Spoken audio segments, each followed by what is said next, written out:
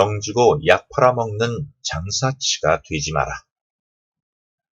이 법안에서 이 법을 수행하고 있는 법성인들아, 시만을 열고 법안을 득하여 나투어 헤아려 봐라.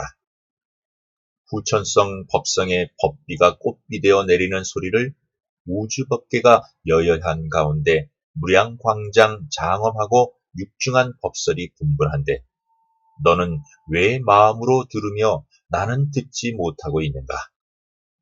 이는 전생의 공덕이 크고 작음에 달려 있으나 법률의 바퀴는 허공으로 지나간다. 법기는 작고 큰 것을 논하지 마라. 근기가 굳고 나약함에 있나니 누구인들 못하겠는가? 생사를 버렸다면 다만 마음 눈앞에 티끌이 일어 마음의 평상심을 잊은 것과 불과한 것을 다만 탐욕하고 성내고 어리석음을 버린다면 누가 너희들을 대장부라 일컬으지 않겠는가? 실상은 무상이요 형상은 가상이라. 무명과 지혜의 차이점이지 실상 가상이 어디에 있는가?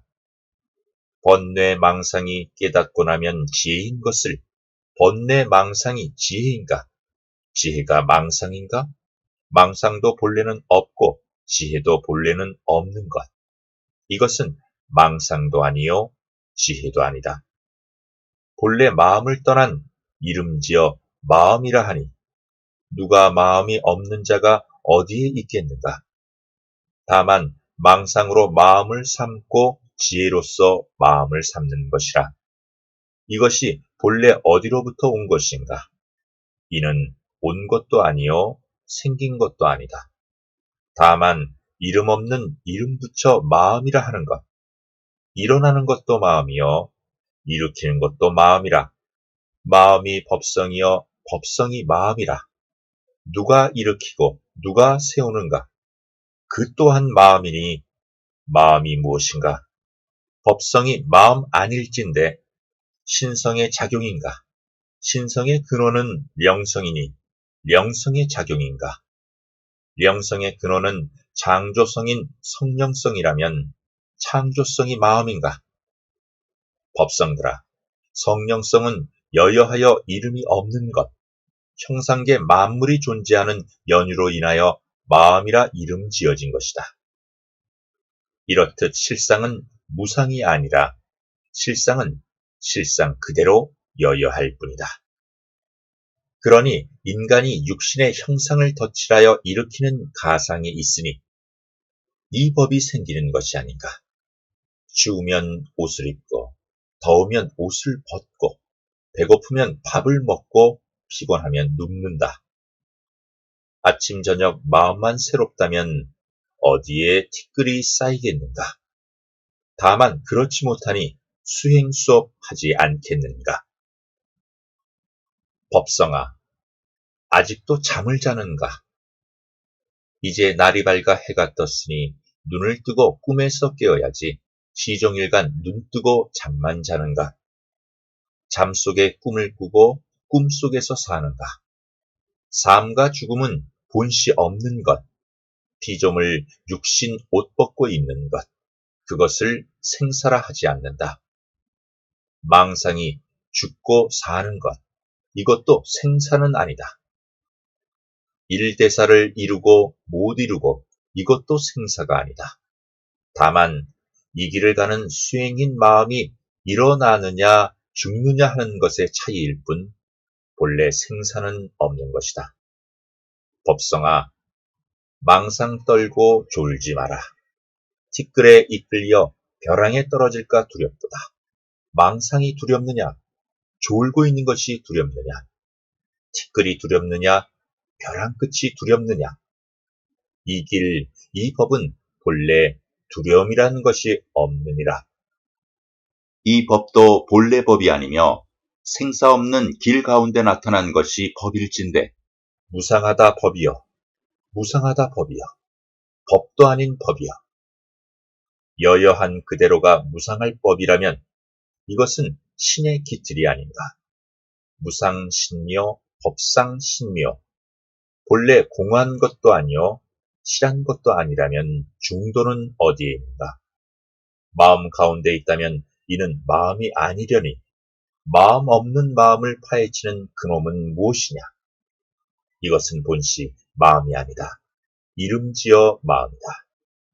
법성아, 놓아버려라. 실상은 실상이다.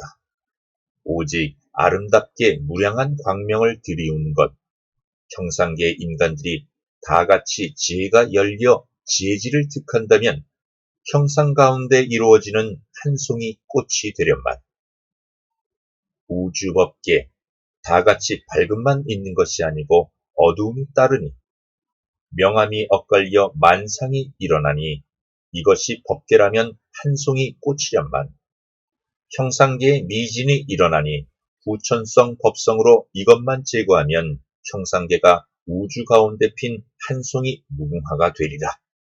무궁하고 무궁하다 이름지어 무궁화라.